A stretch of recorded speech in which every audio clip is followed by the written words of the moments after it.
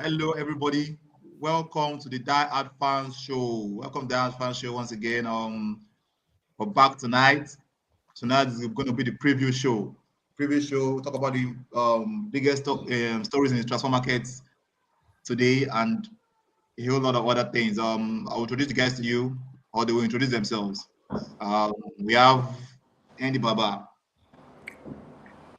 Andy Baba, Yeah, welcome the guys now. Say something. yeah. Good evening, guys, and thanks for joining us again in this wonderful show. Thank you, Andy. Follow any word for, and we also have follow any word for the guys. Our Hello, fans, our good viewers. evening, everybody. Andy, it's good to have you back after missing you for the second Monday in a row. To our regular viewers, it's good to be back with you guys. Thanks for your support. Yeah. Follow, thank you for that reminder. Please, Andy, you're always missing the issue after man you lose. What's the problem for that? Why that? Why you always missing the issue after man you lose? So, for obvious reasons, I prefer What are not the to obvious speak. reasons? So now call man you with the obvious reasons. Man you don't show you the obvious reasons. You'll be in trouble. If you speak, I, you'll be in I, trouble. I prefer. Yeah, if I speak, I'll be in trouble. So, I prefer not to speak. Jose Junior. All right, yeah. What's Hi, happening with guys. you? It's Jose Junior. Good to have you guys back. And Andy, good to have you back as well. Because these two guys wanted to chew me raw in the last 2 Mondays. So at least I'm happy to have We're here to some give of them the back boss. to back. Mm-hmm. Yeah, we'll give All them right, back to guys. back now. Yeah. Before we kick off the show, thank you, guys. Okay, Andy, sorry about it for interrupting you. Before we kick off the show once again, guys, we have the DieHard Fans FPL is still on, guys. It's still on. You can share with friends that you think can win. Let them know, but they have to subscribe before they can win. So it's still open until December. We will use the World Cup as our cutoff, the international break for the World Cup as our cutoff. So guys, join. If you have anybody that I think also has a chance to win, let them join and subscribe to the page as well. We do have comments, but we will not start talking about anything. Let me just see whose comment is this. Okay, they say we should leave Andy. Andy, you have fans. They say we should leave you alone. Leave Andy alone. Wow, that person must be Man U fan. Of course, it's a What can Man we U make? fan. Who's the person? Man U fan. Mayowa. All right. Okay, so yes. So, is there anywhere to start today other than here, where we have this game, big game in the Premier League this weekend? Two teams that Liverpool have been drawing games, which is very bad for their status. 2 draws in 2 games against teams that are either mid-table or bottom 6. So we can call that bad form at the moment. Also, Liverpool, Manchester United, you guys are floundering seriously. So Andy, makes the first question go to you. Can you guys surprise the? Okay, last week for Lucia it wasn't a surprise, but do you think if Man U beat Liverpool, it would be a surprise? Well, it's football, so we can expect anything to happen. However, if we're coming from the back foot of Liverpool last season, I can say it will be difficult to beat Liverpool. But this season, Liverpool, they've not been firing on all cylinders, so you can expect anything to happen on that day. Secondly, I think Man U, with the back-to-back losses against Brighton and Brentford, I Yeah, think this will be an opportunity for them to make a big statement. If of they course. can beat Liverpool on Monday night, then that's a very big statement, and they can potentially build from that and then have a good season. But like I said, it's football; anything can happen. But all I just have to say is don't rule out Manchester United on Monday. You see a different So Manchester United on Monday. that final statement tells me that you don't think the match will be a surprise. If Man U wins, it will be a surprise. That last statement. So why? Yes. So why I'm saying it might be a surprise, because I know a lot of people are thinking, Liverpool will sweep Man U. They'll sweep Man U aside. That's why I'm just saying we might just surprise everyone and then have a go at Liverpool and then take the 3 points home on that day. I see. But expecting the surprise means it's not more a surprise. Because if you expect a surprise, it means that you're not more surprised. So it's not a surprise. You know what I'm saying? Well, Fuad, Yeah. who do you think? let Fuad tell us who takes the win. Before I go, Fuad, tell us who takes the win again. I think it's most likely going to be Liverpool, but worst case scenario, I think it's going to be a draw. The last 2 games between the two sides was a clear one-sided victory for Liverpool, and the reason why I'm even picking when we get to the prediction show, the reason why I'm thinking it can be a draw is because Liverpool have injuries, But I think, except Ten Hag starts like Varane, puts in a different left back, Malacia, and then a complete different setup. That's the only chance they'll get to salvage a draw. So I think it's either a Liverpool win or a draw. United don't have enough to give us a shocker. I don't think so. Okay. For you, this is your team as well. It's you against for the first time. Okay, just for our viewers, for the first time, we're having a studio clash. This weekend. So for the first time, it's somebody a fan on this show is playing against their team is playing against another fan on this show. So it's going to be let me let you guys know. It's going to be Folu versus ND Baba this weekend at Old Trafford. Andy Baba versus Folu. Okay, sorry, ND Baba versus Folu at Old Trafford. Folu, I cannot look your chest. It's only your head that I'm seeing. Folu, are you trying to hide? Are you shy of ND Baba Buja? Are you scared? So you're not showing your full body, your full stature. First of all, I'm taller than all of you, so I think, Wow. let me just give you this one. Let me give you this one as a one-off, so you can feel good about yourselves. Yeah. But having said that, I think Fuhad has said it very well. Initially, I wanted to have a go at Andy when he was like they're going to be surprised. So I want to ask you, who are the people that believe that Manchester would lose? Because you keep saying they'll surprise people. Maybe Manchester United fans. But I've not seen any Liverpool fan come out and, be as braggadocious as we were last season, saying we're going to beat you. Like, half of the team, including the spine of the team, is out. So we're struggling. But my only joy is Manchester United is not scoring. You know what? So Okay. That's my own joy, that Manchester United is not scoring. However, they take the confidence of the 4-0 at the preseason into the game. And they have a Cristiano Ronaldo who, of course, if he's playing against Matip or Phillips and Van Dijk in this state, I think he has a goal in him. He's due a goal. I mean, either a penalty or something, but so I'm not ruling out Manchester United performing very well, but obviously as a Liverpool fan, I hope we win at the end of the day. We have no striker. Bobby Firmino is on and off. I understand Matip. Yeah. I think it's back. I think Firmino is back. From what we've been seeing and the images in training today, he's back. Matip is back. I mean, that's fairly okay. Yeah, Matip was back in training today. But I mean, it doesn't mean he's going to start. You know how Klopp is. He might be like, he can't play more than 30 minutes. Well, Matip played your first game, right? Yes. So it's not be out for long. There's no reason why I shouldn't play. It's not be out for long. So hopefully he does play, but we don't have. Keita is injured and he's still having his transfer issues.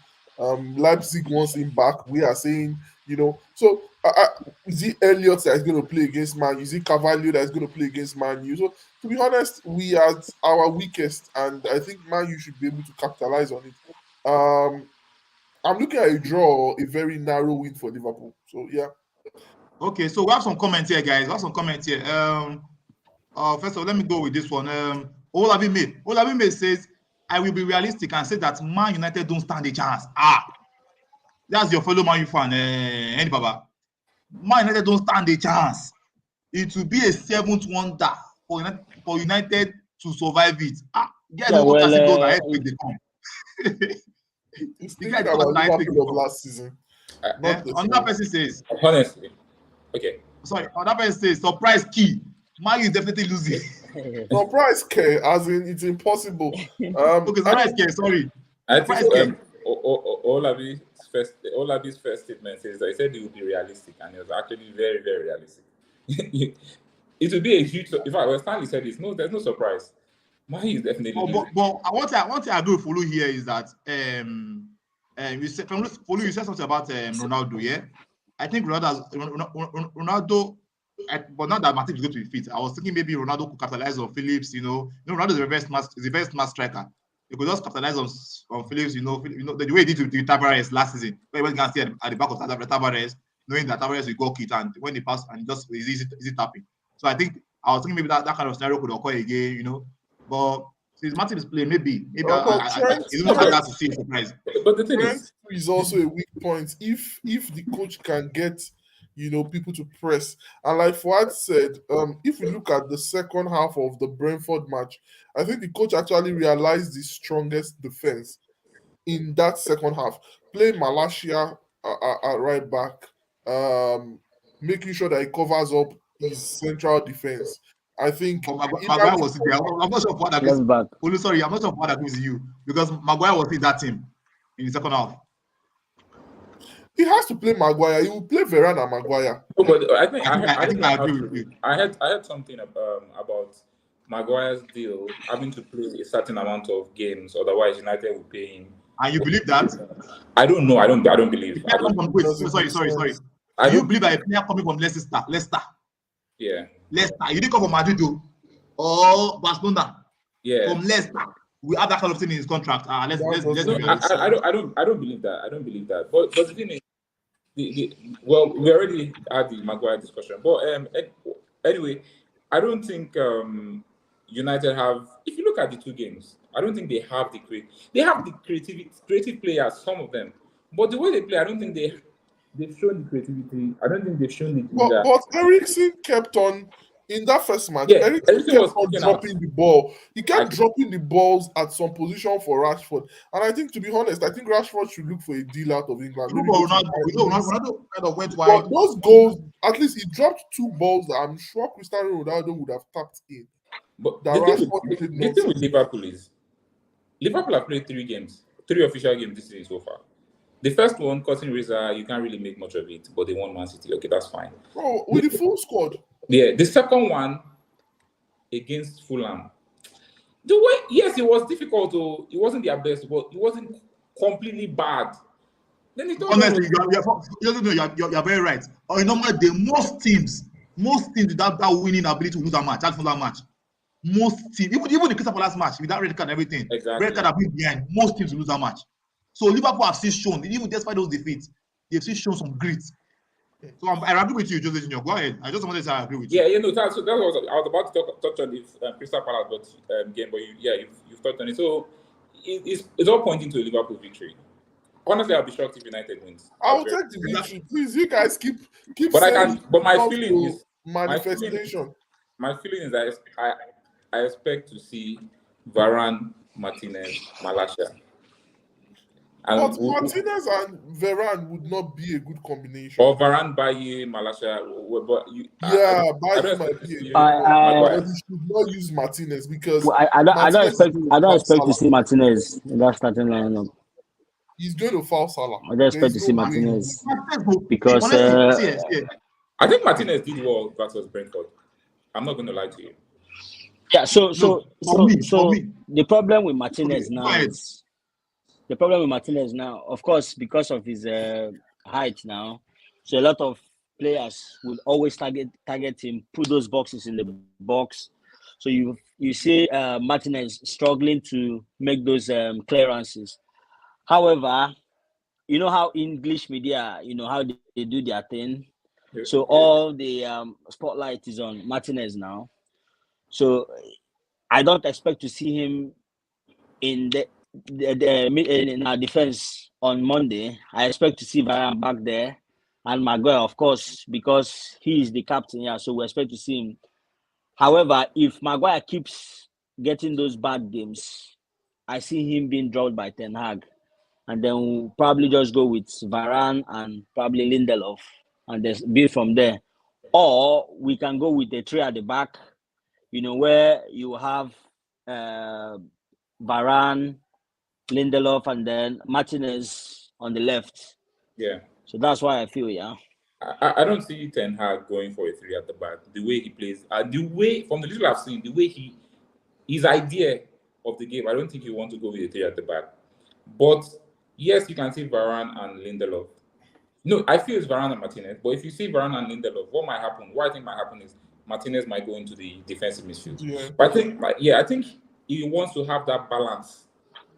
So have that left-footed player and the Malaysia on that side. I think, and I'm sure he has a lot of faith in Martinez because it was Martinez last season. So for a year, so he knows Martinez. Yeah. So trust him. And to me, Martinez actually did okay from the area balls they were given to Tony and the other guy. Was it Mbuemo or I think he did well in terms of the area They balls. capitalized on it, yeah. But Liverpool, Mbuemo. the person that would have given them trouble aerially for sure would have been Darwin, but that one is out. Nunes. So Liverpool, their long balls goes to the flanks, not to the center, except the crosses that comes in. So and that one is not available. I think we'll see Martinez again. Anyways, I think we've dwelled enough on. I was going to say that Jose Junior. I don't think from an area point of view, playing Martinez as centre back is going to be much of an issue against Liverpool. So I agree with that. But one thing I will say is that for me, I see Martinez as a left back in England. Because in England, apart from all these 6 teams or maybe a few Brighton and one or two other teams, every team they only look for your weakness and play against it. That's what the teams in England do. They look for your weakness and play against it. They don't. So if you play Martinez up front, you know they're going to target him the whole game. You know that. So me, I see him as left back. I think his future should be left back. That's what I think his future should be in England. I think it's a better, and it's going to be, to me, it's a better left back than Luke Shaw. And it's going to be better left back than Luke Shaw. You get, because he can defend, and he can pass the ball. So if those two things are there, then you can be a left back. It just depends on how the manager wants to use those things that you have to the Fair enough. To the tactics. So okay, we've already given our prediction. So which we look on to later. We're going to have somebody to represent Team World for the prediction show. I hope he's ready. Because I'm not seeing him at the backstage, Jose Junior. I'm not seeing that person at the backstage. 1 second. I didn't know we're going to the prediction show immediately. No, we're not going to the prediction show. I'm just letting you know that I'm not seeing him. He's supposed to wait at the backstage. All right. It's gonna be there shortly. Okay. So let's go to this very big issue. I think it's going to dominate most of the. Okay, sorry. Yes. Also, Holu, Darwin Nunes got the red card. He's going to miss 3 games. Yeah. And with Firmino, we say that Firmino is in now. Firmino is back. Yeah. Do you think? Yep. Joint training. But you don't that's going to be a factor. Of course, it's going to be a factor. The fact that Diaz has not played a lot with him, and Bobby is not a prolific goal scorer. Bobby plays more with the midfield to connect with Salah. So I'm thinking Klopp should play 4-2-3-1 to see if that can help. But I mean, there's nothing we can do about it. It was a moment of lack of self-control. He was set up well, and he fell, and he was well baited, and he took the bait easily. Hopefully he learns from it. He's still a young striker. It's one of those things. He's apologized, and I guess the team has moved on from that. So someone in our group said he's not ready for England yet, because England, those defenders, they are so annoying. Yeah, they can be beating you and kicking you. The ball is not near you. They will match you. I don't think it's a matter of not being ready for England yet. I just think it's a matter of being frustrated about how the match was going. He had like 2 clear-cut chances that he would have put in. There was a cross that Trent put on the back post and he tried to hit it with his foot, while it would have been easier to head it into the side of the net.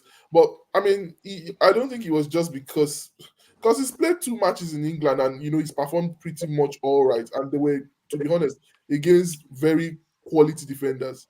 So he yeah, came as a sub. He came as a sub twice and scored and did very well. And came as a striker and started the game and flopped. well, I don't know. Maybe he should be a super sub, but bottom line is he should be on the bench. True, he should not be starting. But I think it's According to more stats. it's According more to of the stats, he got red frustration. card. I think it's Now more I of don't the believe his stats because frustration. if now he But start and will never start a match. no, I think it's more of the frustration. I'm just joking, Jerry. I hope we're not seeing an Andikaro reincarnate. No, he can't be. And he's not, to be honest with you, yeah, I would say no. And I'm sure you know, you're just joking, because you even said he will score a lot of goals this season. That's because he's playing for a team that will supply him much chances. But in finishing, he has a lot of work to do. I hope Klopp and the striking coaches are taking their time to help him. He's good at positioning, but his finishing has a lot of improvement. He needs to. I mean, I was watching a video of Salah where he was talking about how he became a prolific goal scorer, and he talked that he made a goal, like he put a goal post in his house with target, and every day was going through almost 200 shots. Of course, you would get better by doing that. So I don't know, he's not a Salah, but I hope that he goes through a regime that will help him, because positioning wise, he's gifted. He just needs to learn how to finish those balls. So yeah, Okay. red card, one of those things. Okay. One last thing. I also think that we're seeing a decline. It may change, but I think we're seeing a decline in Salah. And you guys don't know how much that will affect Liverpool with Mane leaving. So it's almost like you are losing Mane and pick Salah. It may change. Maybe Salah will now get back his form, but that's what You're I'm not saying. wrong. You're not wrong. Well, it's not like a decline. I think I'll use the back end of last season, the contract, the loss of Nations Cup final, the loss of going to the World Cup. All those things culminated in his performances. Even in the Champions League final, he had maybe just like 2 chances. And most times, what happens is when Salah is down, even though Salah is like not on form, a lot of players gravitate towards Salah, leaving space for Mane to, you understand? And if people are going to Mane, Salah has the chance, because they are 2 pacey, intelligent players. I mean, guys tend to leave one of them. You can't mark the 2 of them thoroughly. You understand? And they are good at beating the opponent. So I think this season might be a season of transition, to be honest. Okay, but we've seen these things before, as Ole Junior said. We've seen these things before, where a player becomes maybe deflated over some issues, contract and things like that, and then to pick himself up, it's hard. Especially in that same environment, it's always very, very, very, very, very difficult. Yeah. You get hopefully, like I said, hopefully it's just a transition phase that we make the right buys. Like we were saying before the show, if we get someone like Bellingham, that might also help push. When quality comes, even though you're declining, when quality comes, there's a way it helps to manage things. Players like Giggs, and so even when they were declining, they were still giving, very, very good performances. Maybe not the usual 8, but you get a solid 6.57, 6.57. So yeah, hopefully we can make good buys. You guys actually need injection of new players. Yeah, honestly. Like I've told you players, only have one I want. Yeah, you've only had one major signing, so and you I'm lost. looking at getting either Musa Diaby or Nkunku and putting Bellingham as a midfielder. If it's sporting director, I'm thinking of getting. Yeah, I'm hoping we get anyways. I'm hoping we get any of them, and that would replace Mane like for like, really.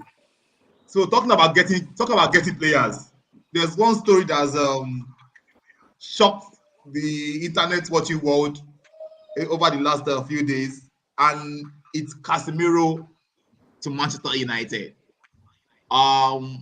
Man United have already signed 2 former members of the Madrid's three-pit squad.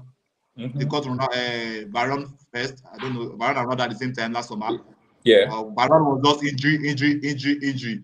throughout the season, not consistency. Sorry, Jose Junior. And then Ronaldo did well for the team, but maybe the team fell back. The team fell back, but he did well. The team fell back, even though they brought those two players, they fell back overall last year. And now they're adding a third member in Casemiro, which for me, as I said, this is what they've always needed. But is he a Ten Hag player? Jose Junior, you want to say something? Oh no! I was just no, I wasn't. No. Okay, so that's why I said, do you think Casemiro? Because the transfer looks likely. I think it's really likely. The clubs have agreed, kind of. Madrid has already told Casemiro that whatever he decides, they're happy. He will go with their blessings. It's not going to be like a tug of war. They already have this guy anyway, Tchouaméni. Yeah, and they also have Camavinga. So I think from the news we are hearing that has been on air even till about 6:37 this evening was that Casemiro is thinking over it. A fee of 60. And they're doubling salary. And probably they're doubling salary, and probably he has maybe a 10% sell-on clause. So if they say 60 million, he's collecting 6 million. I'm just paying probably if he has something like that in his contract. Oh, so the salary Man U is planning to pay him, I hope it's double. The salary Man U is going to pay him online. I'm seeing 360. They plan to make him the fourth highest paid player in Premier League. Sometimes I wonder why we talk about the transfer fees and how much they pay. Is it our money? To be honest, it's we have bigger fishes to fry than that, so we shouldn't dwell on how much they pay them and how much they are. I can see how gleeful you are because I'm more interested in their performances on the pitch, So if they come on pitch and then Eddie, wait. See the person you're smiling this show. Since you started this show, you know I smile like this before. So that Casemiro make you smile like this. Wow.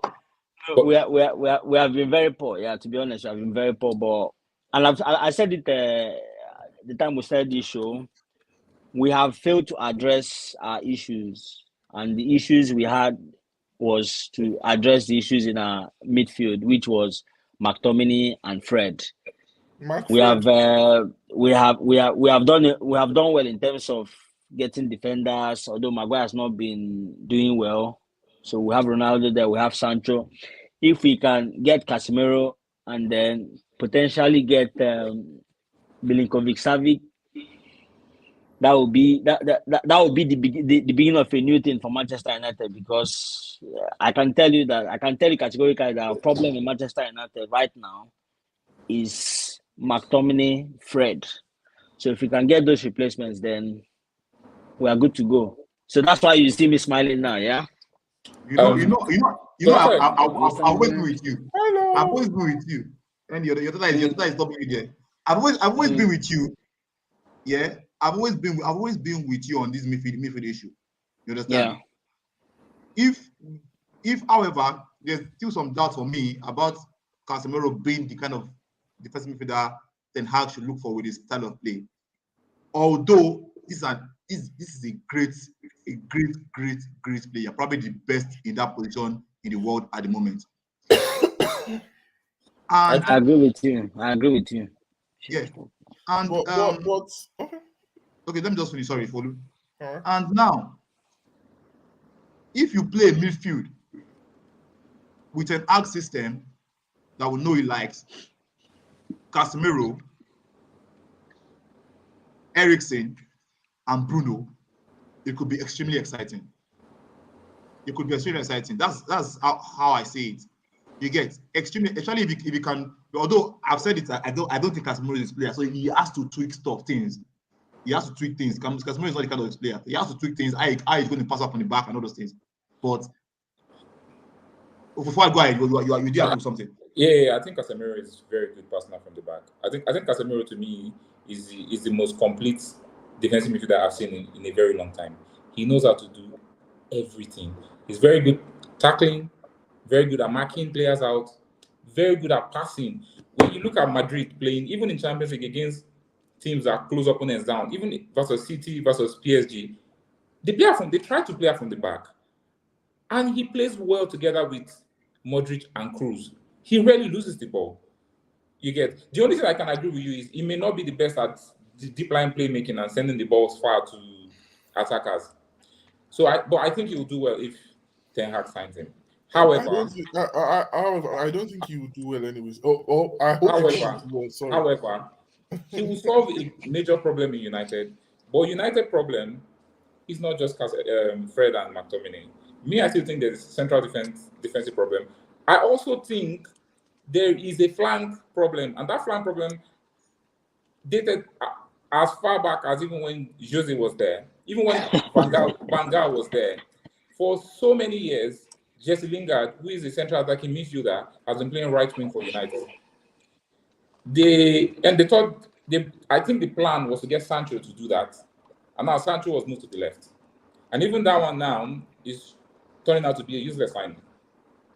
So He would do for a while before his problem. Yeah. So now, if you look at United, they are shipping in goals in mass. They are not scoring at all. So even if you get Casemiro, yeah, you may not concede for every time, but where's the creativity going to come from, or how are they going to build? You've forgotten that we have Eriksen now, who is creative. The Rashford and Sancho in front you know, football is a network. Things work together in a football game. You can play a defender and increases your output in front of goal. That's how I look at football. Because if you are winning the ball, for example now, how a player like Casemiro in defensive midfield, it makes it easy to close down teams. And counter press, And also, even if you don't close down, if you are being attacked, before that you can win the ball more regularly before it gets to danger areas, it means you can even attack quicker. And maybe you have to retain an attack for a very long time. You get what I'm saying? So if football, it doesn't matter. Even playing a keeper can affect your attack, like we saw with Ramsey or Arsenal. So all those things, football everything is interconnected. You understand? Yeah. So Andy, you want to say something? No. I'm just corroborating what you've just said now. Olu, anything on this? So anything on this, Olu? I hope it doesn't. You know that thing? I hope you were saying that you don't think Casemiro will do well. No, I said I hope he doesn't do well at Man U. Why do I care if he does well? Man U is going 30 years without winning. We have a comment. Let me just go with the comments. Yeah. Man U is going 30 years without winning. Okay, Casemiro will be a bit better for United if we can pull it off. We're not getting enough comments today, guys. Please drop in the comments, please. Please drop in the comments, guys. We have viewers, but no comments. Please drop in the comments. We want to talk about your comments on the show, please. Thank you very much. Okay. So let's just move on now, guys. This one is a bit,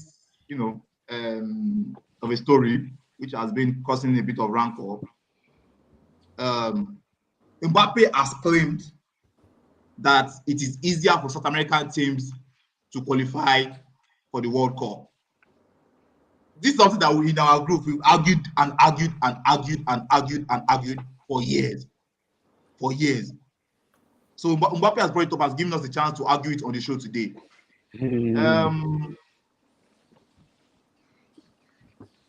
Wow, really?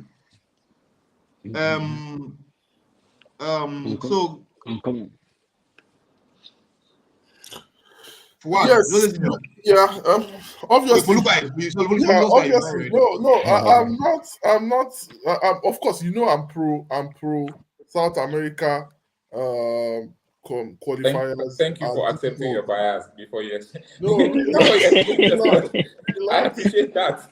I'm pro the fact that it's not as easy as Mbappe and Fuad think it is. Fuad's bias stems from Cristiano Ronaldo, anyways. No. Before we get there. Okay. But having said that, if you listen to Messi's comment and you already said Tete's comment, relax. And Tete's comment, that's Brazil's coach comment, yeah. He said in these qualifiers, you get to play Georgia, Kazakhstan, Azerbaijan, Lithuania, Solomon's Island, all these weird places that they are only good for tourism. I get your point anyway. Yeah. I know those things. What they are good for is for tourism. You don't go there to play football. Absolutely. Like, I'm sure that some of the strikers in our uni or midfielders in our uni will start for those countries easily. Of course. So, and these are the countries that Ronaldo plays every year. The countries that European countries play every year. So they are countries that constantly they qualify for the World Cup. Why? Because they get it easy. England never struggles to qualify for the World Cup. The only time they struggled to qualify was when they were in the same group with a country like Croatia. Okay. They never struggle because they keep playing these very weak teams. And in the so-called Nations League, you categorize them. In fact, it's a form of categorization. Like some countries are not good. Why don't they do qualifiers in such a way that those weak countries get to play against weak countries and go straight to the World Cup? While if you play in South America, you play everybody. You play countries like Paraguay, you play Venezuela, you play Colombia. Are you trying to tell me that Colombia is as easy as Kazakhstan? Are you trying to say that Ecuador is as easy as Iceland or these weird countries, or even Denmark as such? So in Europe, I can count maybe 5-10 like serious contenders for the World Cup. But in Argentina, in South America, you're talking about traveling to countries like Bolivia, where the altitude is about, players literally almost pass out from running. Or you go to the heat in Venezuela. This is not just committed in Bolivia twice. Do you understand? I'm not talking about Bolivia. There was a time that for about maybe 4 or 5 years, they never lost at home. Not because they are not useless. They didn't have any. Their first team is as bad as Georgia or Azerbaijan. But no, I don't agree with that, please. I don't agree with that statement. Bolivia is way better than Azerbaijan and Georgia. They are way better than those two teams. Well, maybe to you, for me, they are almost the same, to be honest. They might have maybe better players, but to be honest, let's be frank, they are both useless teams. But what I'm trying to say is that the effort these guys put in is not easy. Then we talk about even the miles you go and play these qualifiers. It's not easy. It's like you keep talking about Europa League is not easy. Europa League is not easy. These guys are traveling within Europe. But you're talking about players that leave Europe to go and play in this tough condition and have to be back to play for their clubs. Of course, they get paid. But what I'm trying to say is that it's not as easy as you guys say it is. And that's my point about it anyway. That it's not as, you come and say Conmebol is easy. Only Brazil and Argentina. But why is it that when these guys play friendlies or play all these other things, it's hard for them to win? Okay. Olejunior respond. Okay, I think I sorry, Andy, please let Olejunior respond, please. Andy, sorry. No, yeah, go ahead. Yeah, go ahead. No. I just want to. When you are done with everything, I'll just no. Go on. Okay, here's the thing. You guys already know my stance on this South America and Europe thing. I'm going to just touch on all the points you touched on. One is that in Europe, the teams play very, very weak teams like Azerbaijan, San Marino. Admittedly, yes, that happens. But now, this is the thing. Teams in Europe, because of the number of countries, are put in different groups, right? Mm. And then they are stratified from strongest to weakest, right? So the game against the weakest teams in those groups is almost inconsequential to the qualifiers. Because what you realize is that most of those big teams in those groups, the top 2, top 3 big teams will beat those teams, blue-black. Mm-hmm. Do you understand? So it's just a free 3 points for all of them. But here's where the difficulty lies. Only one team makes it out of that group automatically to qualify. So in a group where you have 2 almost like similar level teams, you really get 2 almost similar. Maybe only 2 or 3. Let me land. Okay. So 2 now, then only one goes through. Mm.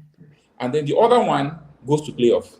Mm-hmm. So that other one that goes to playoff gets to meet many other teams of similar level that goes to playoff. A perfect example is what would have happened this summer, where Italy would have met Portugal if they didn't lose to Turkey, I think, or whichever team they lost. Macedonia.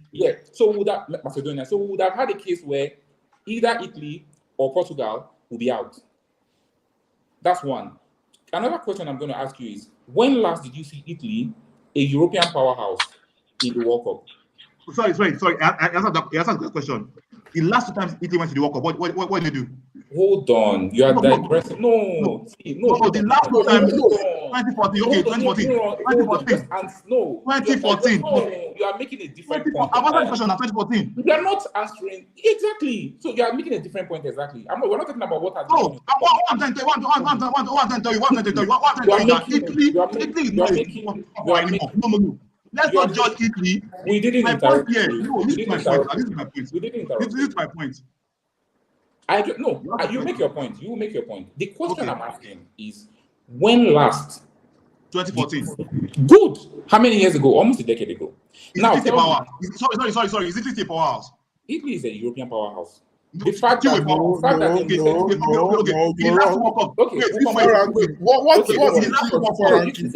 you guys don't let me speak. I think we're mixing all these things up. Yeah. Let's allow for us to speak. Exactly. Question for you again, for Lou. Since you've been born, what year did you see the 2 major powerhouses in South America miss the World Cup? If you tell me one, I owe you £1,000. None. One since you've been born. None. Good. What does that tell you? I can place a wager today that the next 6 World Cups, Brazil and Argentina will qualify, because we know that they are clearly better than the rest. So the other teams in that continent are basically useless. Okay. And in the last few years, football was South America. No, previously South America. But now Europe has taken the game by storm. The training, development, nutrition, science, everything has changed, and Europe is dominating everything. Okay, you've made. Sorry, you will still continue. You've made a very valid point, saying that Italy has not qualified. Wait, sorry. When last did you see Netherlands in the World Cup? No. The one this guy scored a flying header. That would be 2 World Cups ago. That was 2000. And they are going to the next one. And they are 2014. And they are going to this one. Okay. So, but having said that, bro, you said Italy. You should not. The yardstick should be something good. In the last 14 years or thereabout, what was the highest rank that Italy has had in FIFA ranking? To be honest, I don't. But are they in top 5? Probably not. I don't know. I don't have it. But I don't know. Yeah, probably not. Even after winning Euros, when they were going to start Euro 20, whatever, the last Euros that they won, did you count Italy as the top 3 nations to win the Euros? They were part of my favorites. We had that conversation in the group. They were part of the favorites. Fair enough. Yeah. Fair enough. Yeah. You keep complaining about how useless. A question about relax. You keep complaining about how useless Italian players are. Huh? You keep complaining about how useless Italian players are, from Zaniolo to Berardi. Zaniolo is not a regular in Italy. If you look at the regular, I hope you know. Look at the regular. You keep saying you don't interrupt us. I hope you know that. I think for me, there were 2 main reasons why Italy won the last World Euros, and that's the goalkeeper and Chiesa, or I don't know if I pronounced his name correctly. Chiesa. And since Chiesa has been injured, Italy has actually shown their true colors. They've not been able to play anything. So let's even leave that aside. That's argument for another day. So you've talked about Italy and Netherlands and other countries that have not qualified because it's harder, or to you it's harder, but it's not a case of it's harder. It's just the way things are arranged. Now, you talked about that in South America, Brazil and Argentina always qualify and all. In the last 2-3 qualifications, how easy do you think it has been for them? The last time Brazil won the World Cup, they were the last qualifying team in the said Conmebol qualification that he said is so easy. You have teams like Colombia coming in with good players. In 20, there was 1 year that Argentina didn't qualify. They in South America, when you come 6th in the group, you play a qualifier with person that came 5th in another place. Yeah, that's how Argentina qualified. They didn't qualify for Conmebol. You qualify from the wild card area, so they didn't qualify initially. They didn't qualify what? They didn't qualify initially. When Madonna was coach, they did not qualify initially for South America. South Africa. They used a second chance. Don't argue. Let me finish now. You say don't interrupt. Let me finish. I did not interrupt you, sir. Let me finish. You are saying something that is false. How is it false? Okay, you just said something that is false, and you don't want me to speak about it. In 2010, you said they played which team in Asia? What's their name? Bahrain is qualified. Wait for me. The rule says top 4 teams then qualifies automatically. The 5th That's what I'm saying. They were not there. Wait, the 5th team qualifies via playoff. How would you now say a 5th team that is qualifying via playoff did not qualify? It's still part of the rules. Is that what I said? Is that what I said? Well, that's what you said. Is that what I said? Okay, what did you say? I said it not qualify from the Conmebol section. So where did they qualify from? They played on that team that's not Conmebol to qualify. That's not Conmebol section. Okay, maybe you are missing the rules. What is English? What? This is English. No, they did not qualify from the Conmebol section. They did not qualify directly from the Conmebol section. We've not talked about Mbappe's. Relax. And besides, this is what we're talking about now. And besides, Italy currently is not this level of Brazil and Argentina currently in football. You understand? The level of Italy in Europe, relax. The level of Italy in Europe is not the level of Brazil and Argentina in South America. If you are going to compare the teams that are like Brazil and Argentina in South America in Europe, maybe you will say France and Belgium. Or maybe not Belgium, but France and Spain. Right now, France and Spain. And those teams, when last time they walk up? When last those two teams walk up? Thank you for buttressing my point. That one of the favorites. Italy are talking about. Sorry, Italy are talking about. Their last 2 walk-ups that they qualify for. They went out in group stage. In group as an American team that qualified. We'll talk about, if you want to talk about those groups I think were in. South American teams. If you want to talk about Andy, I think we should have a section for why they are Let me finish now. You want to finish now. The last time South American teams met European teams anywhere. Finalissima. Let me finish. Finalissima, Confederations Cup or World Cup. Finalissima is a friendly. Why the two champions meant? Why the champion of South America? No, why are we talking about friendly? No, why are we talking about friendly? Okay. It's confirmed to be friendly. Thank you. So in confirmed cup, Chile beat Portugal. Yes or no? Huh? Chile beat Portugal. Yes or no? Brazil beat Spain. Yes or no? Brazil beat Spain. I'll let you finish. Brazil beat Spain. Chile beat Portugal. Chile beat Portugal. Am I lying? No, I'll let you finish so that we don't go back and forth. So am I lying? Am I lying? Chile beat Portugal. Am I lying? You're not lying. You're not lying. I'll let you finish. What's the other one? Brazil beat Spain. Yes or no? Yes, they did. 4-1. I mean 4-0 in the final. Yes, they did. So what are we talking about? Even when Uruguay not Portugal in the World Cup champions, Uruguay beat them anyhow. Can you guys see that? You're making points that appears valid, but in a completely different context. You're talking about when the best team in a continent meets the best team in another continent. We are talking about the difficulty within each continent. Brazil is a powerhouse. Brazil will most likely beat most teams in Europe, the same way they will beat most teams in South America. Do you understand? One thing I will tell you is this: in South America, you will see 2 teams that are level A.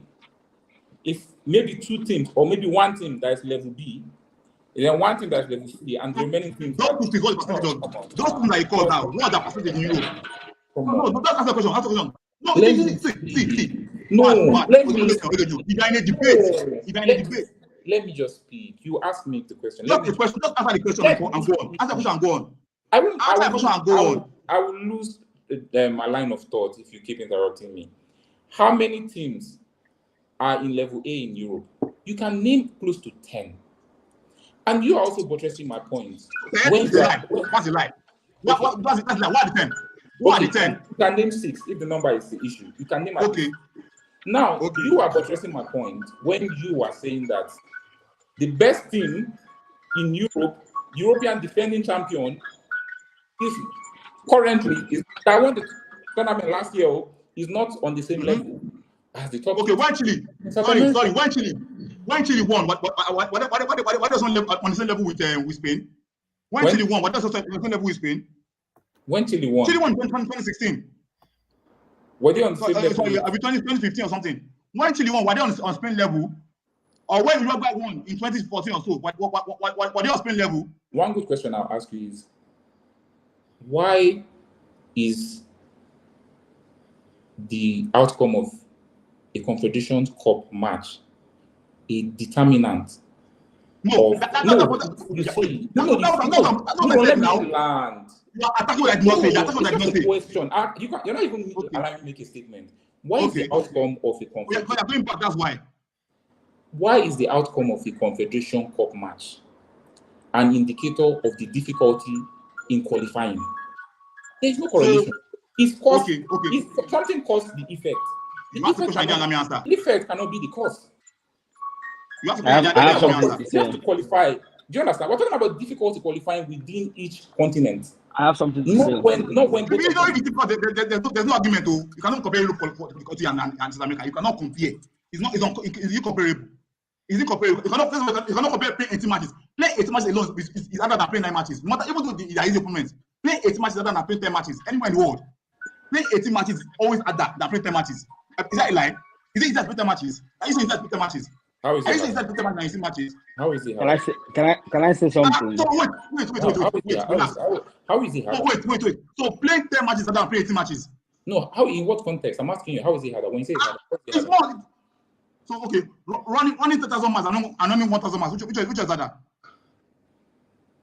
Running 10,000 miles and running on the 1,000 miles. Which is harder? It's really running 10,000 miles and running 1,000 miles. Which is harder? Running 10,000 miles and running 1,000 miles. Running 10,000 miles is harder. But more is always harder. Doing more is always harder than doing less. So you cannot mean that playing 10 games is harder than playing 18 games. Running 10,000 miles, you're going to run 10,000 miles at once. After like 1,000 miles, your energy level drops. They are not playing. Bro. Doing more numbers does not automatically translate to harder. But if you're talking of running 10,000 miles on a stretch and running 1,000 miles, because it's a continuous thing. But if you're saying playing 18 games and playing 10 games when you have 3 months in between, what's the difference? France can play 18 games. 18 games. Why you play only one team that can even be in top 8 in South America. You play only one team that can be in top 8 in South America. Which no, one? That team. All those Kazakhstan, they carry third in the group. People like Kazakhstan, they're coming third in the group. Why is it that? Northern Ireland coming third in group. Why is it that? In Northern Ireland cannot be top 8 in South America. Why is it that? Top 8. Why is it that the 2 major powerhouses in South America? Why is it that they never, at least since I was born, they have never missed out of the World Cup qualification? Okay. I'll ask you to answer that. How many powerhouse teams are in Europe? You said 6, Abi? No, answer my question first. Why? No, forget about Europe. Why is because it because forget about Europe. Forget about they are very good. Forget about they are very good. Because they are very good. I'm answering you now because they are very good. They are very good. They are very good relative to the people they play. Okay, let me ask my question. They are very good relative to people they play. That's why, see, we can bet in the next 5 to 6 World Cups, I will assure you that a powerhouse will miss World Cup in Europe before Brazil and Argentina. Next World Cup, we can bet down. You won't stake your money on it that Brazil or Argentina will miss a World Cup qualification. But I can stake my money on it that a powerhouse in Europe will miss. You are saying once in 3 times. You say once in they're not lying talk. You are saying once in 5 times. You say do not lie talk. See. In Europe, there are 6 powerhouses. 6. And there are over 54 countries. What's the percentage of that? Because now what you are doing, you are arguing against numbers. what you're arguing against is numbers. So I will take it numbers even further for you because you have to interpret the stats properly. There are only 6 superpower teams in the whole of Europe. The percentage of 6 over 54 times 100. What's that? It's not up to 5%. It's not up to 10%. It's not 10%, or maybe it's 11%, or about 11%. Okay, about 11%, about 10%, 11%. You get? But in Europe, there are 2 superpowers. There are 10 teams. That's 20% of the whole continent. 20%. So there are more. So in reality, they have more superpowers than Europe. That's the reality of it. They have what? They have more superpowers than Europe. Yes, that's it. Because if there are 2 out of 10 that's superpowers, that's 20%. And if there are 6 out of 54, that's less than 50%. So what am I arguing about? No, your numbers are wrong. Guys, Andy has even left. Your numbers are wrong, but don't worry. Guys, can we try to move away from this? Andy, what do you want to say? Thank you. Andy, say what you want to say. Yeah, so what I wanted to say was simple. Let's just move on to other topics because we are not just ending anywhere with this particular one. So let's just move on with other topics. Everybody's biased. Yeah, and they are making their point. When last did you see Germany? We are talking about serious countries, not countries that are their players are lackadaisical or have useless coaches. When last did you see Germany miss the World Cup? When last did you see England miss the World Cup? Look at FIFA rankings. Of course, you know why it's one thing I'll say last is why it seems harder is because these tough countries only play themselves when it's time to knock themselves out. So what happens in the end in the World Cup? Most times when the top European teams meet the top South American teams. What have you been seeing lately? What happened when Brazil hosted the World Cup? But now you're the one. You said something that Nero is saying that we are talking about how hard the qualification is. Now you're talking about the tournament itself. I'm talking based on what you just said. I'm not using that as the difficult in qualification. If I have to play 6 teams if me and you have to run 100 meters and I'm just 5 milliseconds faster than you, me and you are my direct rival. I'm not bothered about the slower tortoise in the race. You are my direct rival. So it's only one of us that will qualify. But if I know that I have multiple games, multiple chances, do you understand? And I know that I'm way better than everybody. And out of 5, if I have 5 positions, I know that I'm the best or I'm the top 2 and I have 5 positions to make. I'll make it. Talk more. Fair enough. I don't agree with you. And I know you would not agree with me. When last did One last did. The other name is the World Cup. Germany and Spain. I haven't seen Germany miss the World Cup. I haven't seen. Someone just put in a very. I talk about Brazil, so it's always the same thing. It's not.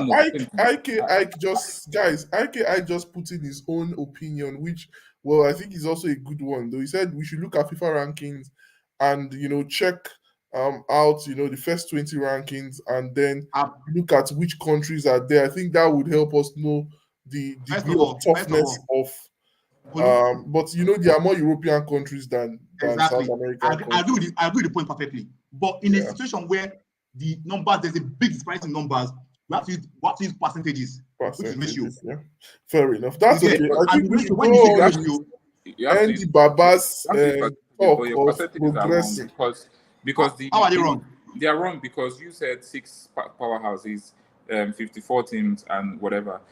During the qualification, the percentages even favor the South American because the 6 powerhouses they are not playing against the entire 54.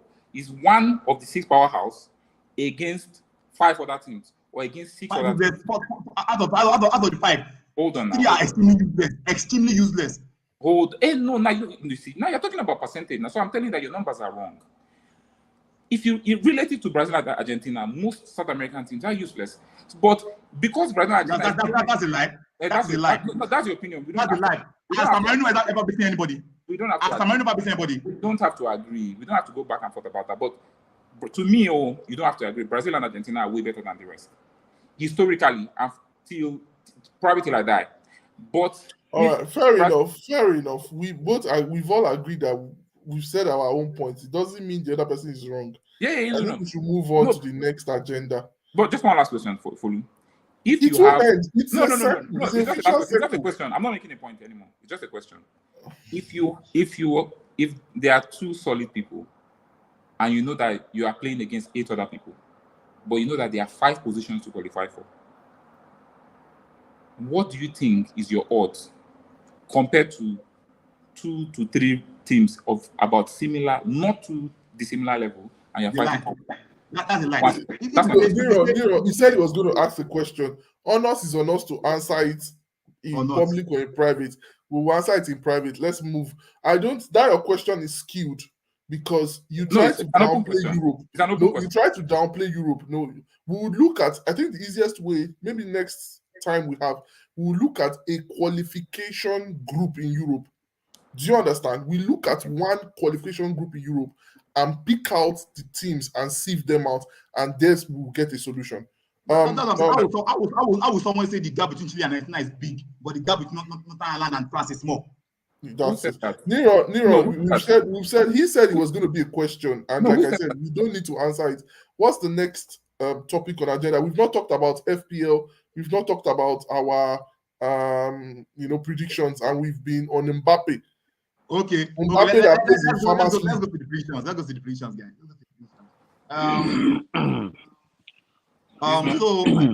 Is Naso still on the backstage? Yes, so Nonso is going to come in now. First of all, let me pick it up. Hello, Nonso. Yeah, hello, how you doing? How are you doing? I'm good. Nonso, can I be as controversial as usual? Yeah? First, welcome to the show. Can I be as controversial as usual? No, I'm not that controversial. Come on. Can I be as controversial as usual? Of course, you can. Okay. Have you been listening to the argument we've Yes, been having? yes.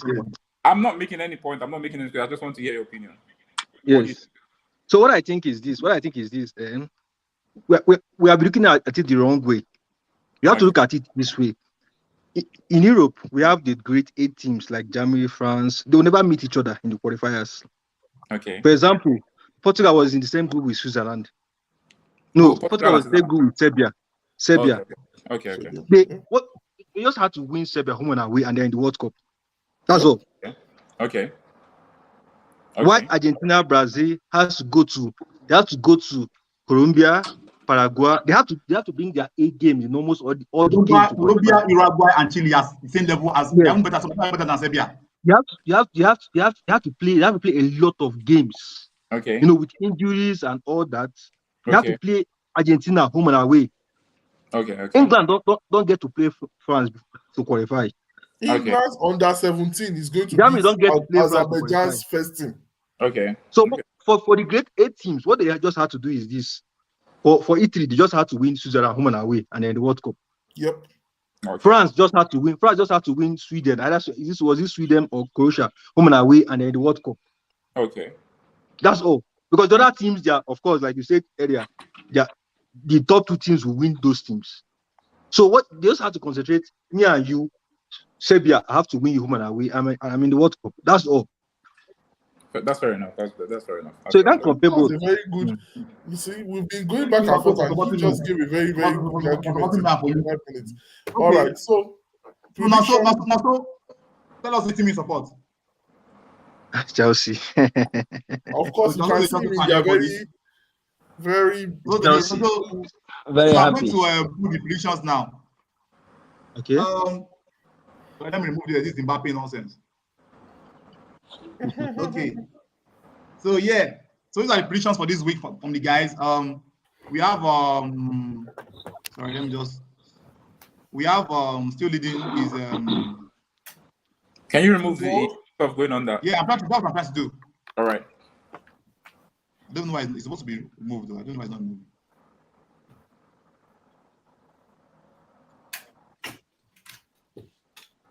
Okay, it's out now, yeah? Yeah. Just must always articulate. Now, wow. Okay, so this also you're the first ever Chelsea fan on the show. Oh, that's good. So yeah. So this is the game. You're going to predict 6 score lines, which you have done already, and we are using some points to calculate who with the rules. Let me just put the rules here for everybody to see. Oh, I'm looking for it. Sorry. I think my predictions and Nonso's prediction are not so different. I can't find the rules. Okay, I can see it. The scoring system. So this is the scoring system for the FPL. For the prediction game is 5 points for a correct score. That is, if you say Man U beat Liverpool 2-1 and it ends 2-1, you get 5 points. 1 point for a correct result. That is, if you say it will end 2-1 and then it ends 2-0 or 3-0, then you get 1 point. Then 2 points for a correct result plus goal margin. That is, if you say the match will end 2-0 and it ends 3-1, you get 2 points. Yeah. So Okay. So let me just put this one back there. So does any of the guys, Andy, do you have a look at his results? Do you have anyone that you think stands out for you? So looking at the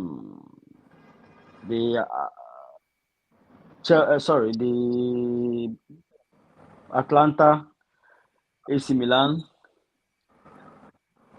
Yeah, 2-2. So what do you think about that? Yeah.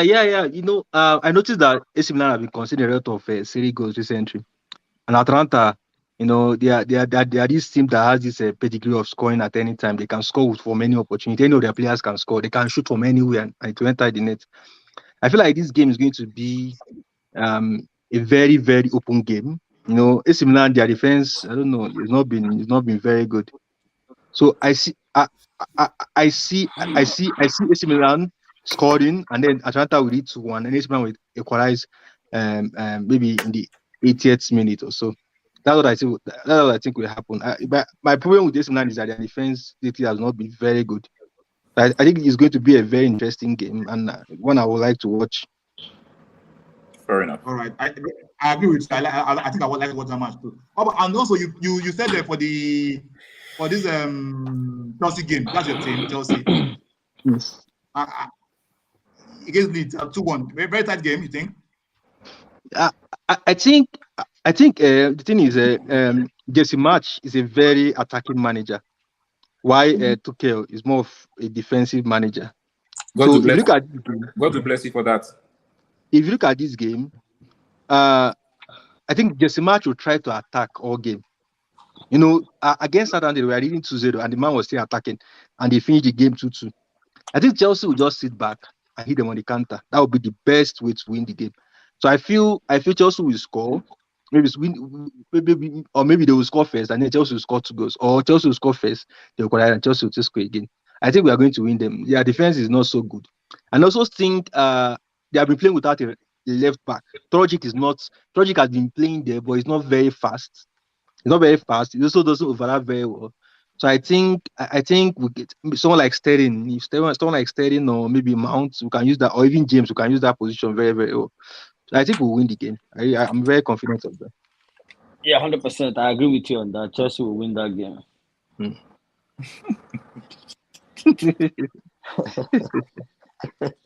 Okay. But let me tell you why. Because I'm the only person that has just lose that game.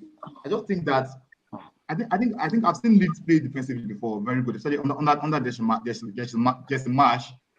Towards the end of last season, I think they've play defensively. They've scored and tried to hold their own at the back.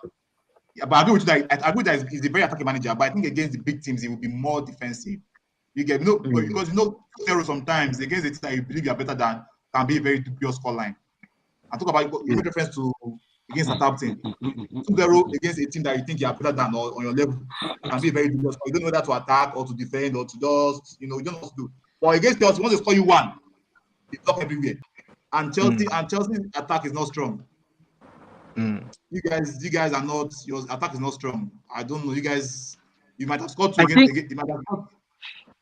I think our attack. We are creating chances, but the problem is conversion of those chances. That's the problem we have. Our strikers are not clinical enough. But if it's for chances, we do create chances. Like I saw one stat. They said we are in terms of expected goals, we are third behind Liverpool and Arsenal. So we actually create chances. We create chances, but the problem is conversion of those chances. That's just the problem. I think I agree with that point actually. That's you guys chances, it's conversion because you guys are potent. I have a question for you though. I have a question for you. Okay, go ahead. This Chelsea, what's your take? 1-0. Yeah, I just said it now. That I think Leeds will defend. You get, and Chelsea are not that potent in attack. They have good attackers. They create chances, but they're not potent in attack. That's putting the ball in the back of the net. Yes. You get, and I think Leeds will defend, and Leeds actually are good team going forward. Even on the counter attack, they are very, very good. So they can nick a goal and take it from there. That's my belief in that scoreline. Of course, as I always say, football is anything happens is football. You understand? But that's my real idea about that. Yeah. So for Lou, you're not saying anything about the scorelines. Which is there any scoreline here that you see surprising for Lou? No. Everything is as it should be. No. And I'm coming to. So you agree that when the Baba and Jose your side, you guys will block?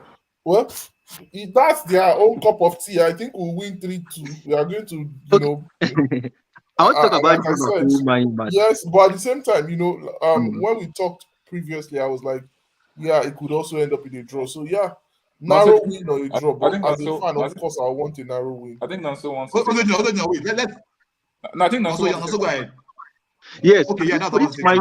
This Man U Liverpool match. I think Man U can get a draw if the coach tries to be very pragmatic. If the coach wants to go and attacking, go play this sexy, play out from the back, I don't think it will work. For me, what he should play is 3-5-2. 3-5-2. Oh, okay. Play something like that. Play 3-6-1 without the ball. Okay. And 3-5-2 with the ball. Flood the midfield.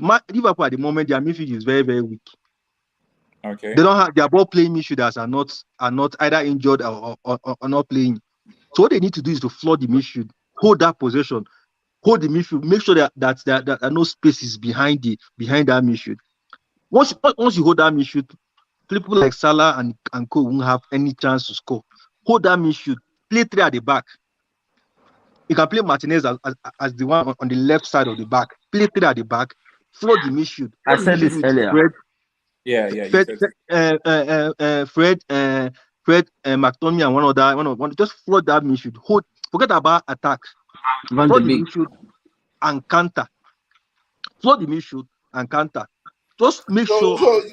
Because we have an opportunity of signing Casemiro. So all this your coaching is for Man U. How will you coach us to beat the counter? No, of course the obvious way is to spread the pitch, increase the width. Just spread it. No, but you guys play through the flanks majorly. Yeah, just spread it and cross. It's just that way Nunes won't be around. Just spread it and cross. Keep crossing. Target Martinez, isolate Maguire. That's all. But for Man U, they don't have to score the with his head, to be honest. He's not a fantastic header, but he's not terrible with his head. So hopefully, I say a narrow win, maybe a 2-1, 3-2 kind of, where you snag it and you escape. You see what happened yesterday? If Nat Phillips plays, that's the kind of game Rashford is built for. All those counter coming in between TA and Nat Phillips, 1-on-1 with you. Yes. But what we are doing also is that also said that if they pass on the back, that will be disaster. Yeah, it's a big disaster. All those pass on the disaster. Back, yes. They can only go to 10 minutes. Because they'll press. Liverpool press. Yes, they play high line. Yes, high line. Yeah. Yeah, so the best thing is to use Ronaldo as your outlet. Float it. But these are problems that the guy cannot pass the ball. So you cannot use Ronaldo as an outlet because he will not be throwing the ball to Liverpool players. That's the problem with throw the ball to the sides. Put it to the sides. It's better. Put it to target Robinson and yeah. You asked Nero, you asked about some scores that I'm concerned about. And I'm looking at you all, a lot of people, you and Andy Baba are like Barca will draw away at Real Sociedad. Real Sociedad. Is there a reason why, with all the the coming ins of Barca, we've said they've spent well. They've got good defenders. They've got KCL, DM or central midfield. They've gotten Christensen, Conde. They've gotten so many buys. Now you're saying they'll draw. So two draws. Are you turning them to a Liverpool? Okay, first of all, let me first No, of all use the so opportunity to apologize. No, Let no. me first of all use the opportunity to apologize for my network. Sorry, I'm out of all the guys here. I think I'm the only one in Nigeria. Sorry about that, guys. My internet is just whack. I'm very sorry about that, guys. I'll try and improve on it. Sorry, very sorry. I also apologize for that. So let me just go ahead. So for Lu, the thing is when I look at this lineup, when I watched the game against Vallecano, Rayo, and honestly, they didn't look. I didn't see the cohesion in the game. I didn't see cohesion. I just saw, it just looked fun, and that was a home game against a team that is destined to maybe fight for survival this season, and they struggle to find cohesion. And this is a Sociedad team. They've been together for a while. They know each other. Guys like Isaac, all those guys, that guy, those guys, they know each other very well. They are very good. And David Silva. Yeah, David Silva and co. Yeah, they always give each other a game. You understand? They always give all the big teams in Spain a game. So I just don't know. I don't see. That's why I said it's going to be a joke. I don't see how they can. Fine. But there's something there's an element that I'm just going to add there. I'm not saying it's going to totally change the face of the game, and that's why I put it a high scoring game like Liverpool's game. Yeah.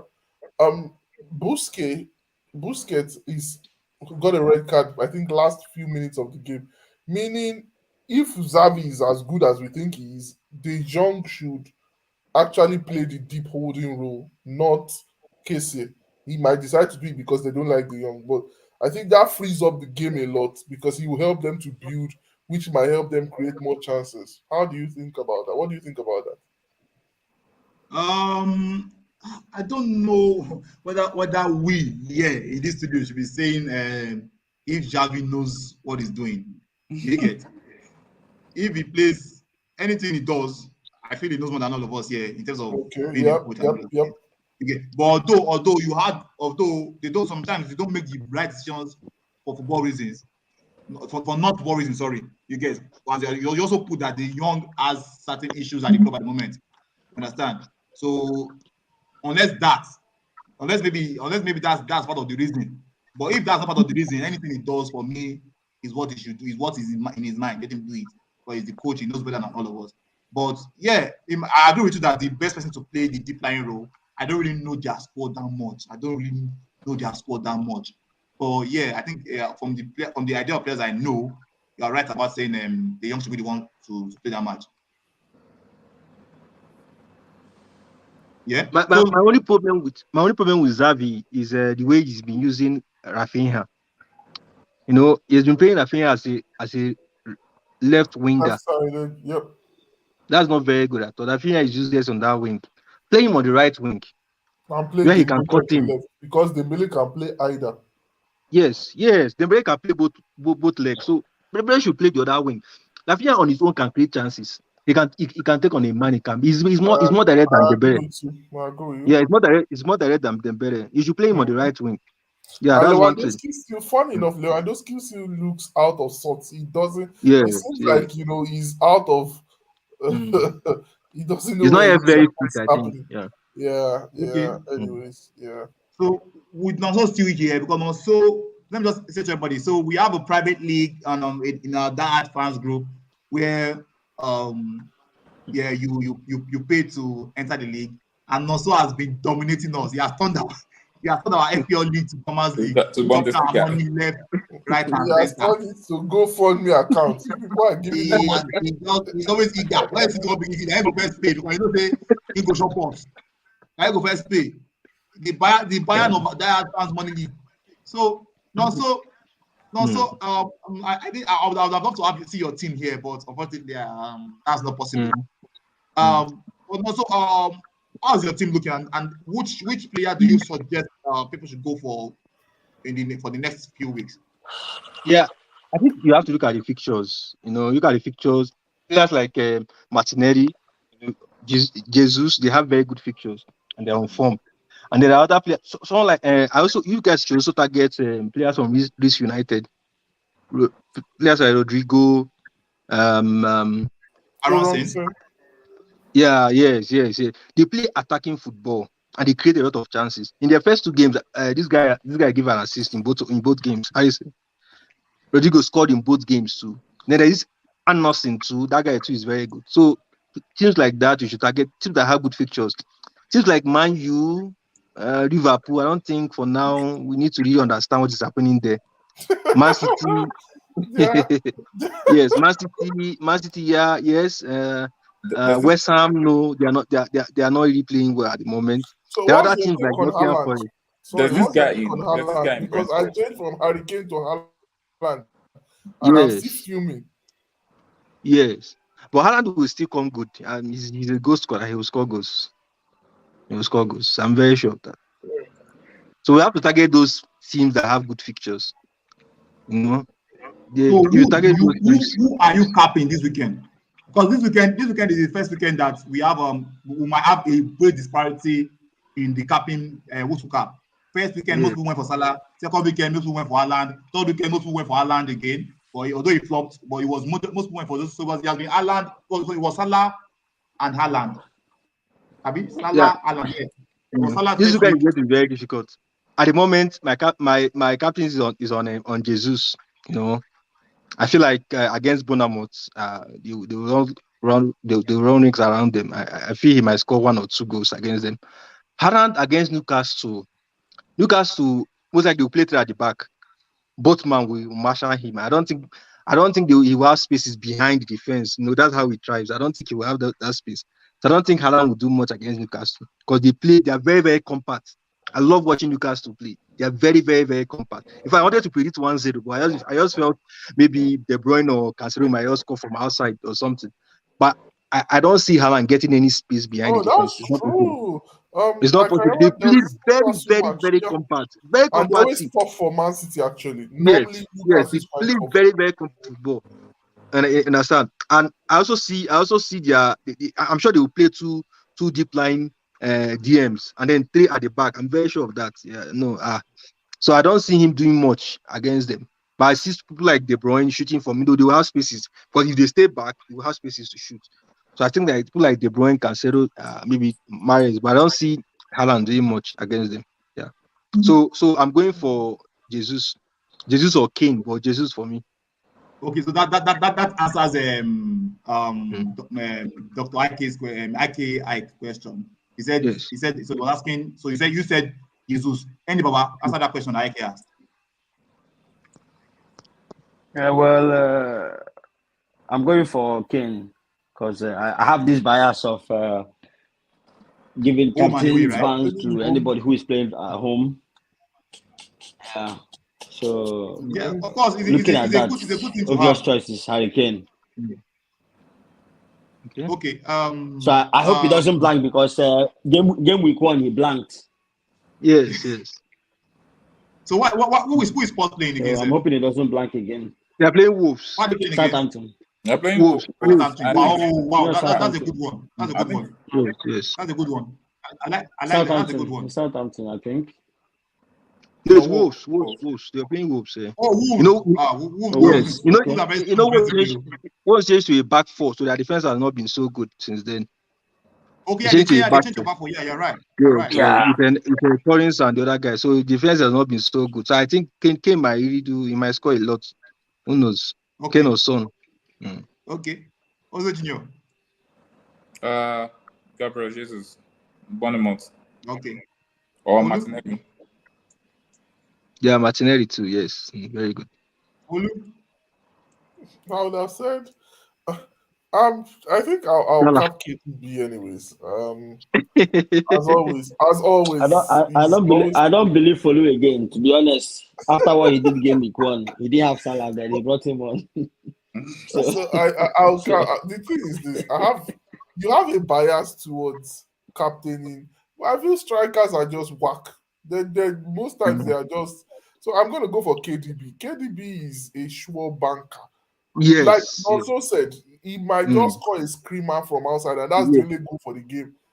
Yes, Baba yes. has given me 9 points. Cool 9 points that I'm not struggling for. You know, where you are praying that Harry Kane would will not do, August course, or Jesus does not get injured or have a red card. So yeah, but yeah, I might change. Like Andy said, I might change to Jesus. But for now, KDB is my captain. Yeah, for me, I'm on Jesus right now. I'm on Jesus right now, and I have a question. So, Dr. Ike asked the question: why is no one considering Salah against Man U? We've said it. We are not going to go back to Egypt. We've said it. Well, I have to say it. Salah has not been firing on all cylinders. Yes. So I'll be firing just one cylinder. it's not. It's not an obvious choice. And I see Man U. I see Man U.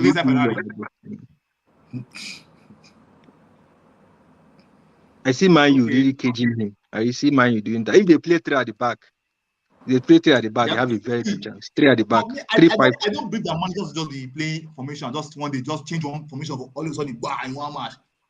I don't know, Sha, if it happens. No, formation is very important. See, formation is their problem is that in the midfield, they are not running enough in the midfield. That is their biggest problem. They're not running enough in the midfield. Of course, everybody knows the midfield now. Everybody knows the midfield is the problem. But if you have more bodies in midfield, you limit spaces. You limit spaces. When you limit spaces, at least you have a very good foundation to build on. You understand? Right. So Liverpool's midfield does defensive jobs, clean up your attack, but they don't help in the attack. They rarely do anyways, except they are countering and they steal the ball. And they have young, sharp players that can counter. And we don't, because the option is playing either Carvalho or Elliott. As good as Elliott is like a school kid in a senior man's game. He just keeps passing, running around. He has no. What about Curtis Jones? Where is he? He's injured too. I think he had. He's injured, yes. Yeah, he's injured, yes. It's again pressing now. They're again press all their muscle and maybe, but yeah. So I see. Yeah, midfield wise, as terrible as Man U's midfield is, they've already dominated this midfield. Except maybe Klopp has, by a stroke of genius, decides to play a young player we have no idea about, and Tyler Morton, who is a decent midfielder, is already at Blackburn Rovers, and he's doing well actually. 2 goals in 2 matches. Yeah. What Liverpool need is a ball playing midfielder. In that game, if they play that compactly, a ball playing midfielder. There's this young guy, young Serbian guy that played in the friendly. I can't remember his name. Starts from that one will not play. Young Serbian guy. That guy don't go play. Young Serbian guy. He might not play. He said a good ball playing midfielder. Do you understand? Amongst all the young players we have, amongst all the young players we have, he's the best ball playing one. Carvalho will try to dribble, be running all over the place. Elliott will try to pass and make runs that he can. So he asked the question. I'm not saying he's going to start, but he's the best ball playing among all of them. So and don't kid yourself. If Klopp can play Morton against what do you call this guy, Spurs, in a must-win match, there's no reason why he can't play that guy if he has no other option. All right, cool. That's a good one. Dr. Ike, you will talk about captain. Dr. Ike, who are you capping this weekend? Please let us know in the comments. We can talk about it. Let us know in the comments. Well, okay. He said it's Salah versus Jesus who will edge it as captain. So he said one of those 2 players as going to have it, Salah or Jesus. Sorry, one tip that everybody was asking for. No, so who did you have the Wolves, the Aston Villa guy, Bailey, in your team in the beginning of the season? No, I didn't. Okay, but so I went for Neto. For people who have him, what do you suggest they do with him? You have to sell him. He's not. I don't think he will start. I don't think. I think they will continue with the team that won everything. Yes. They might even start Ramsey and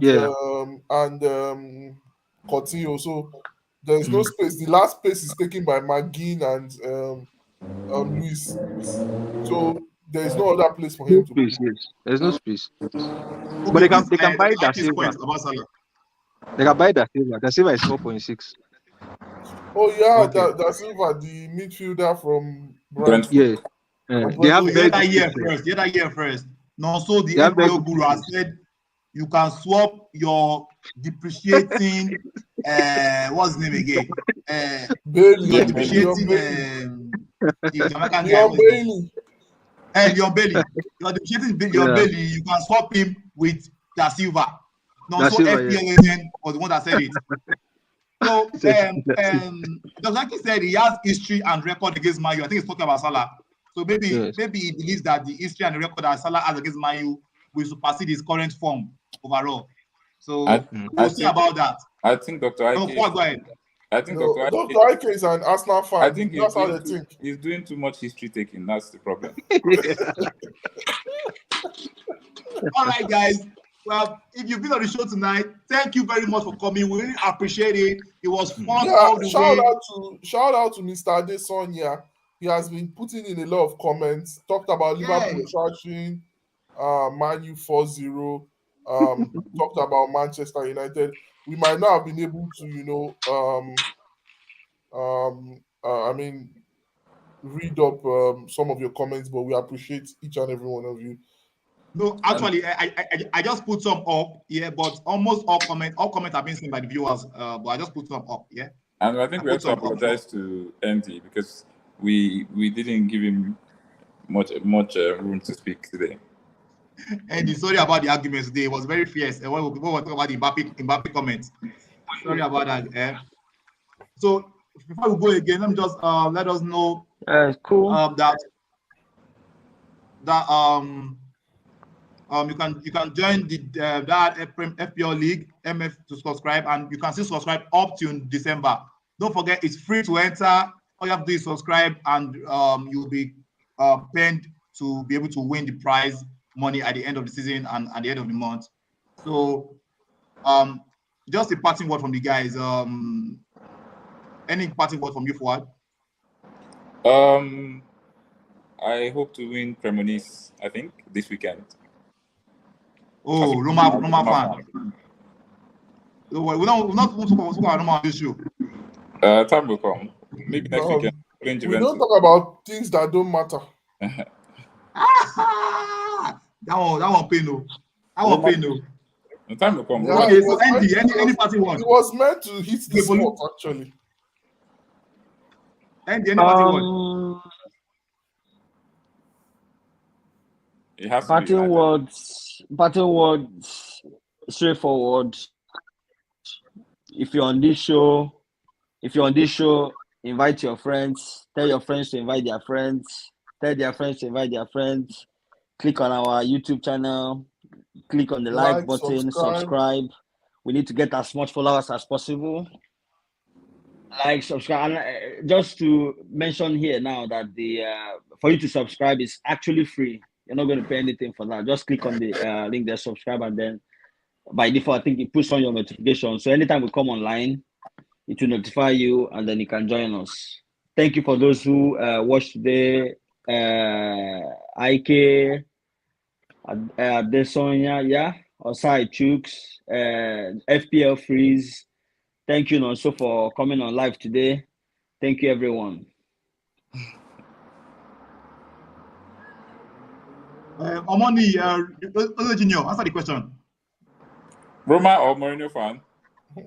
Both. Yes, answer the question. Both. Stop lying. 2 years ago, he was a Man U fan, a Spurs fan. He always fancy. Omoni, there's a way you can notify. There's a way you can notify the on YouTube. Yeah, there's a way you can do it. Maybe you should just ask someone to let you know how to do it. To take you through it. You can do the notification, once and then you click on the button that looks like a bell, that's the. There's a button there, yeah. Yeah, there's something that looks like a bell, yeah. So follow any parting word for the guys. Awesome. Yeah, Andy has said it all. Thank you guys, followers, subscribers. Please tell somebody to tell another person about, the wonderful group where we talk about sports, football, and we enjoy ourselves. Also, yep, two Nigerians are fighting. I know this is not football, yeah, but it's still sports, and we all love sports. AJ is fighting this weekend. Usman is also fighting UFC this weekend. I hope they win. Of course, I love Usyk so much. You guys know. Yeah, I hope they all win, and we celebrate our own at the end of the day. Naija for life. Yeah, Thank you that's guys for being on the show today. We really appreciate you guys. It's been Can 1 hour. What? Nonso, any parting word from Nonso? He's still Okay, here. also any parting word? Yeah. I want to thank you guys for having me on your show. It has been a very interesting one. Thanks, you guys. I really appreciate it. Thank you. we And also appreciate thank you very much. for coming. Thank you for those tips that you gave us. I'm going to use it too for some of them. Okay, bye-bye, everybody. All right. Good night, guys.